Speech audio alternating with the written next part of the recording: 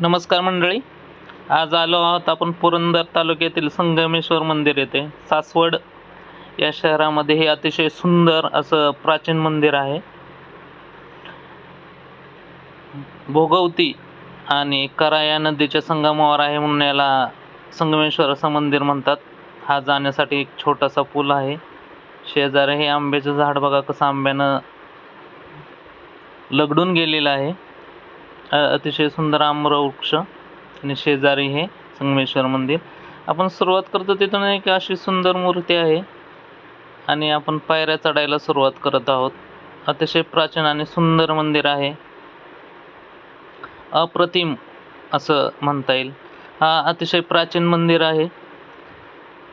हा नंदी महाराज कधी काळी याची परकीय आक्रमणात थोडीफार तोडफोड झाली आहे, परंतु याची सुंदरता अतिशय सुंदर आहे. दोन्ही बाजूला दोन प्राचीन दीपमाळा आहेत. अतिशय सुंदर नक्षीकाम त्यावरती केलेलं आहे. पूर्ण मंदिर आहे हे कातळातील आहे, काळ्या दगडातील, आणि दगड जोडून किंवा हे दगडी खांब आहेत. गणपती बाप्पा मोरया, गणेशाच्या अतिशय सुंदर मूर्ती आपले स्वागत करते. हा दरवाजा आहे. इथून आपण आत गेल्यानंतर आपल्याला हे पूर्ण दगडी काम किंवा दगडी बांधकाम दिसतं. अतिशय सुंदर अशी संगमेश्वराची मूर्ती आहे.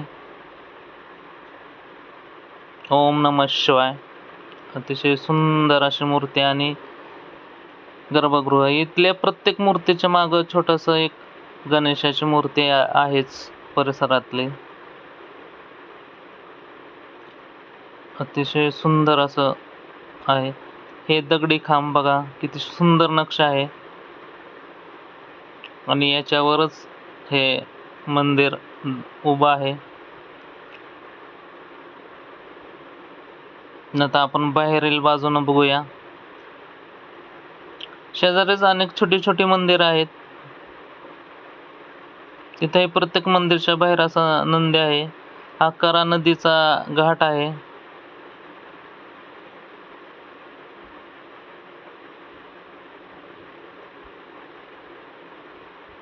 आणि आजूबाजूला असे छोटी छोटी मंदिर आहेत. अतिशय सुंदर मंदिर आहे. हे दीपमाळ पहा किती सुंदर आहे. हे बाहेरील बाजू अप्रतिम.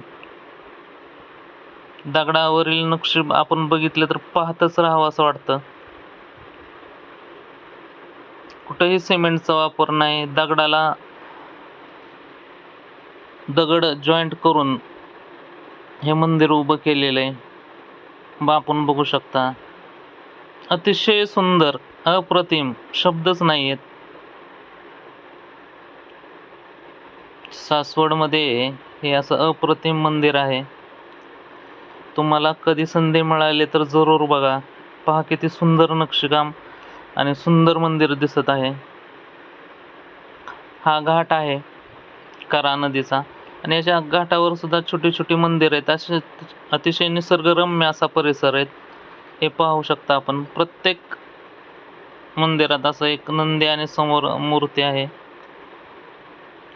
पिंड आहे भगवान शंकराची आणि कोपऱ्यात आपल्याला गणेशाचं मूर्ती दिसत असेल. इथलं एक वैशिष्ट्य आहे की प्रत्येक मूर्तीच्या मागे एक गणेशाचं मूर्ती आहे. अतिशय सुंदर असं मंदिर आहे.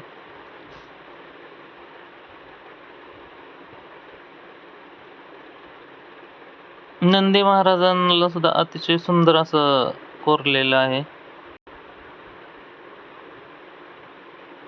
अतिशय छान मंदिर आहेत. बाजूला सुद्धा एक 2 ते 3 मंदिर आहेत.